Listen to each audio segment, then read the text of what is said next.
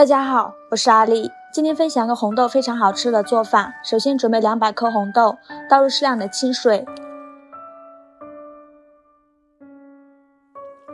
给它清洗一下，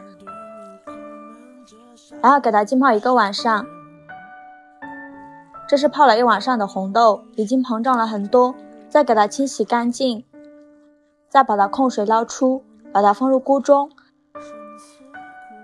倒入适量的清水，盖上盖子煮30分钟。时间到，我们打开盖子看看，用手一捏就碎了，说明就已经熟了。然后加入10克红糖，给它翻拌均匀，然后开大火收一下汁儿。汤汁收干后，像这样就可以。把它盛出来，装入碗中，放在一旁备用。锅中倒入400毫升牛奶，加入20克白糖，加入50克白凉粉，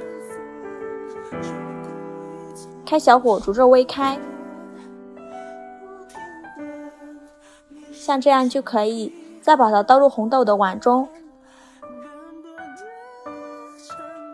再放冰箱冷藏至定型。用手摸表面已经凝固了，说明就可以了。再给它倒扣在盘中，给它切成自己喜欢的形状，就可以开吃了。